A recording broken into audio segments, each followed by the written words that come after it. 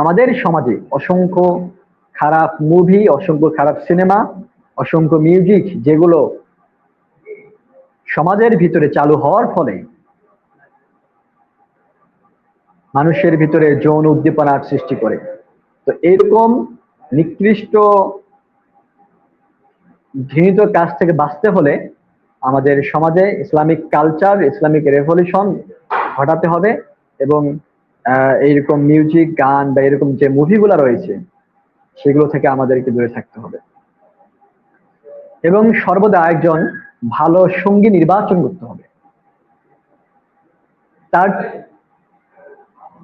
সেই সাথে যে সমকামিতার যে খারাপ দিকগুলো রয়েছে, যেমন এর ফলে এইচআইভি রোগে আক্রান্ত হওয়ার সমূহ সম্ভাবনা রয়েছে।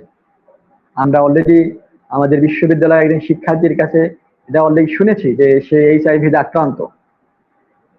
তো বৈজ্ঞানিক পদ্ধতিতে এর যে কুফল গুলো রয়েছে সেই কুফল সম্পর্কে আমাদেরকে সচেতনতা বৃদ্ধি করতে হবে।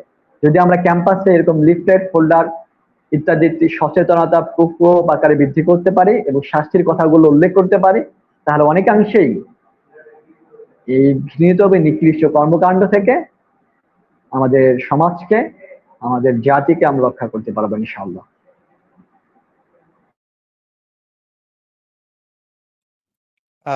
ধন্যবাদ। আপনি খুবই গুরুত্বপূর্ণ বিষয় এখানে আলোচনা করেছেন। আপনি যেখানে বেশি নজর দিয়েছেন সেটি হলো ধর্মীয় অনুশাসন। ধর্মীয় অনুশাসনের মাধ্যমে এই ধরনের নিকৃষ্ট এবং সবচেয়ে ঘৃণিত কাজ থেকে শিক্ষার্থীরা যেন বাঁচতে পারে।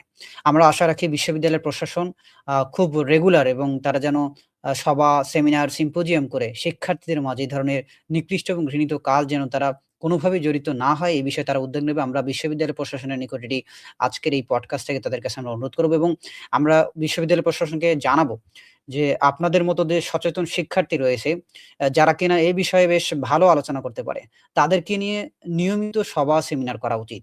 বিশ্ববিদ্যালয়ে জীবনে শিক্ষার্থীরা পড়তে এসে এ ধরনের নিকৃষ্ট কাজের সঙ্গে জড়িয়ে পড়ছে, এটি মোটেও কাম্য নয়। দর্শক, আজকের এই পডকাস্ট লাইভে আমরা আলোচনা করেছিলাম সমকামিতার উৎপত্তি এবং এর ক্ষতিকর প্রভাব এবং সেই সঙ্গে কিভাবে উত্তরণ করা যায়। আজকের আলোচনা এখানেই। দেখা হচ্ছে নতুন একটি পর্বে নতুন একজন গেস্টকে নিয়ে। ততক্ষণ আমাদের সঙ্গেই থাকুন।